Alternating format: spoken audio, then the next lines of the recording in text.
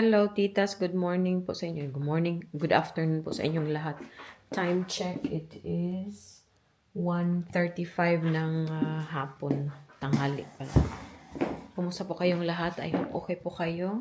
Hinihintay ko lang po na almost 2 p.m. na para puntahan ko na si Aling Maliit. Ipipick up po natin siya sa school. Wala, ano itong dito? Ipipick up ko po si Aling Maliit sa school and pagkatapos nun, uwi kami dito para iwan yung gamit niya sa school and then pick upin din namin yung backfits. Kasi today, first swimming lesson po ni Ana. So, excited po ako para sa kanya. Magba-backfits lang po kami.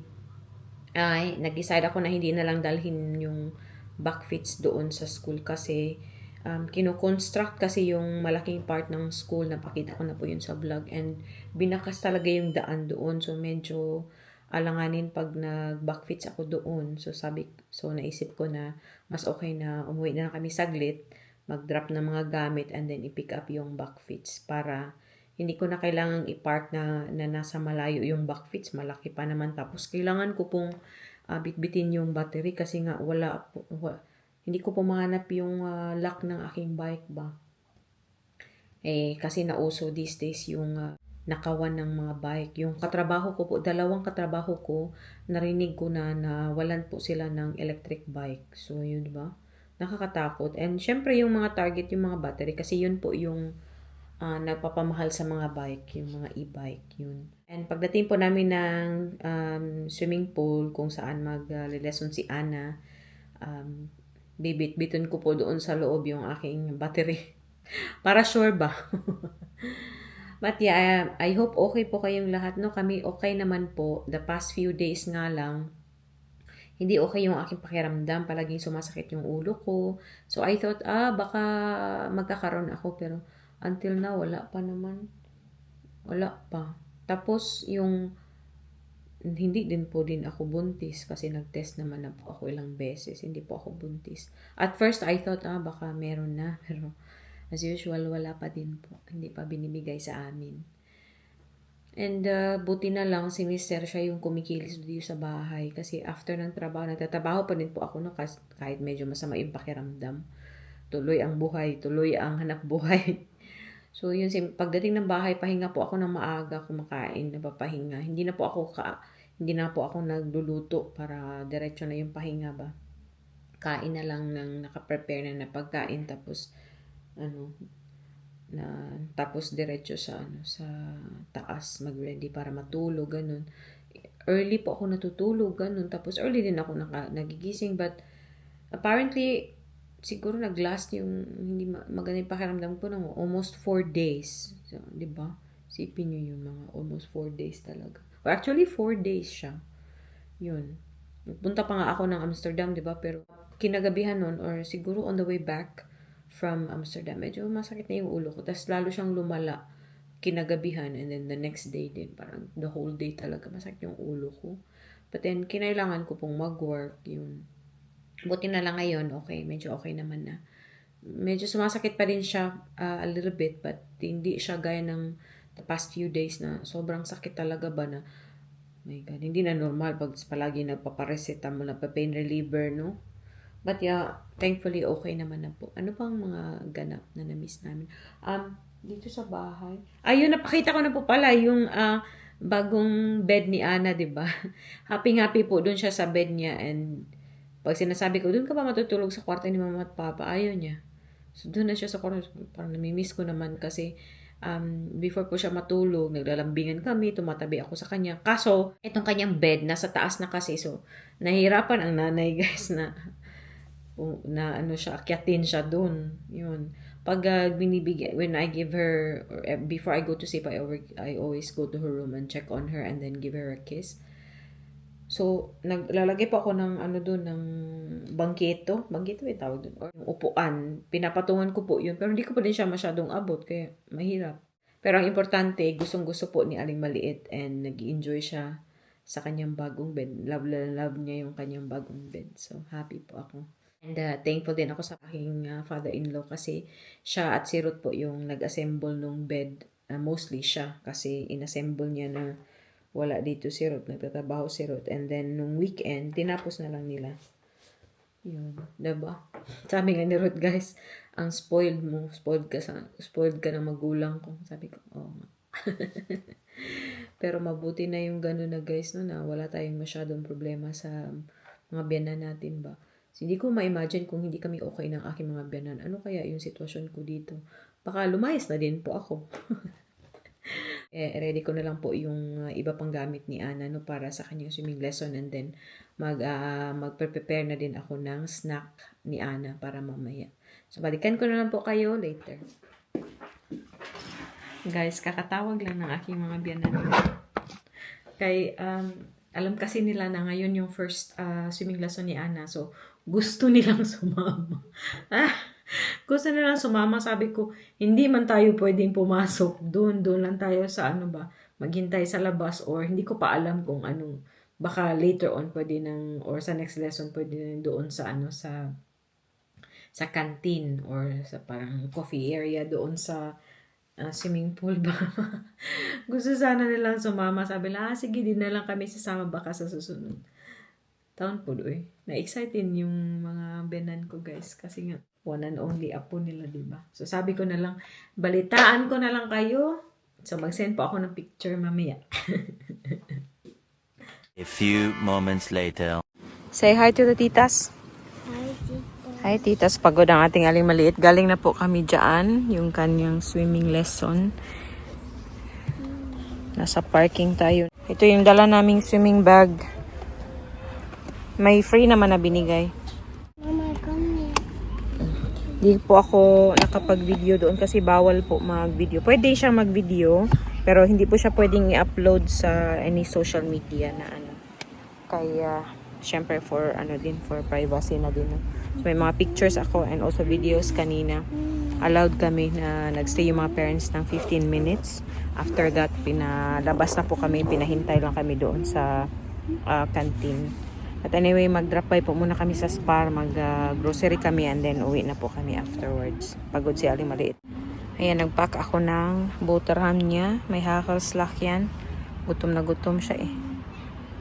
See you sa bahay! See you at home! Nga, nagsi-seatbelt na si Aling Maliit. Galing na po kami dito sa Spar. Nakapamili na kami ng konti. Yeah, when we get home, gani. Kita-kita po sa bahay. One eternity later. Hello, titas. Bahay na kami. Ana, say hi to the titas. You don't want? Okay. So, mag-haul po tayo ng nabili namin doon sa Plus.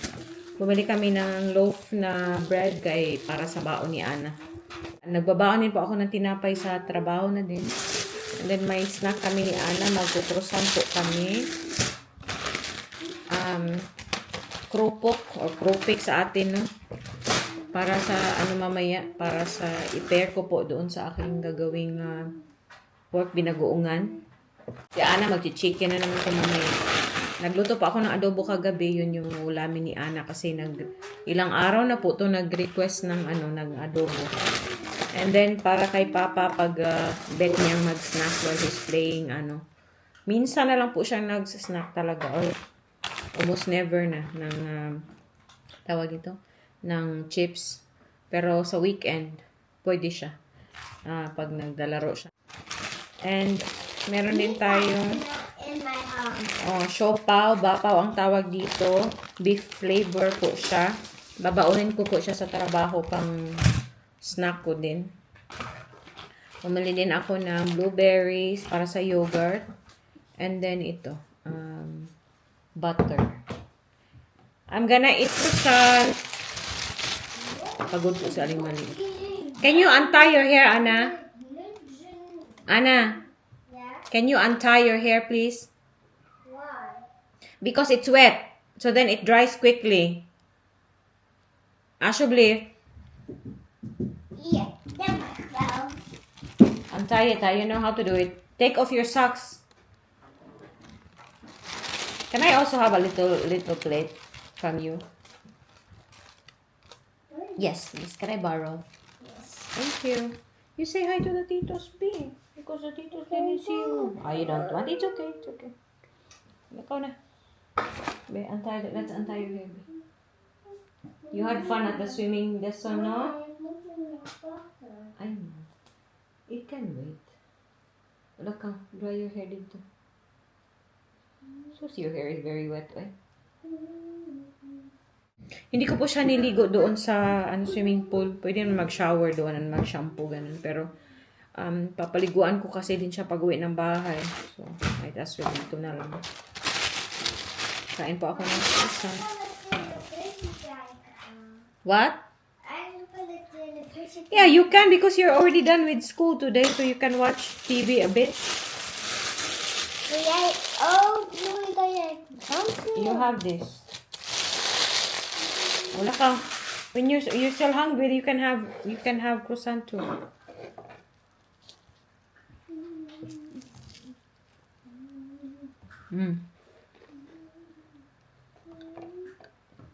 Yung na-try ko na croissant sa Paris and also dun sa ate ko dun sa ibang part ng France, sa north na part ng France, na malapit po sa Lille.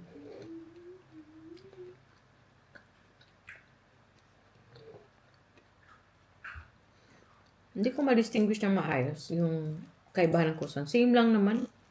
Siyempre, ito siya kasi presko, flaky ito. And doon din sa kanila flaky and sobrang buttery nung taste. Pero masarap po talaga ang croissant doon. Yung kapatid ko, yung pano chocolat na niya, na parang na siya doon. Nasarapan siya masyado. Luckily, yung hotel na nabook namin doon, kasi nag-overnight lang po kami sa Paris. Overnight ba yun? Oo. Yun yung luckily yung aming hotel may free breakfast. So, ang sarap ng breakfast namin doon. Sobra.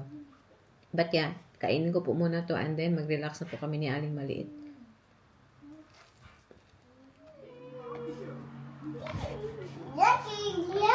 Hello, titas. Mag-aalas 7 na po dito.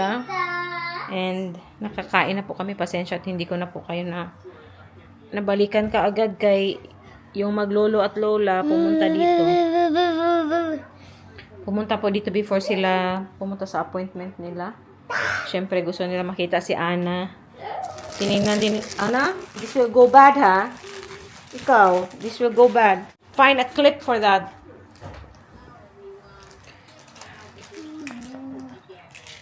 Yan, pumunta sila dito para makita si Ana and also makita ang bagong setup sa kwarto ni Ana and yung pang-ballet na dress, leggings and basta pang-ballet ni Ana gusto nilang makita. Kasi originally sila ang gustong may bumili noon kasi nga yung pagpasok ni Ana sa ballet school yung lola ang nag-enroll sa kanya.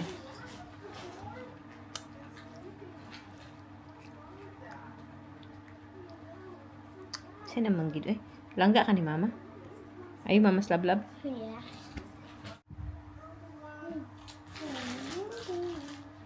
Ako po ay antok na. Matutulog na ako ng maaga kasi bukas maaga din ako magigising.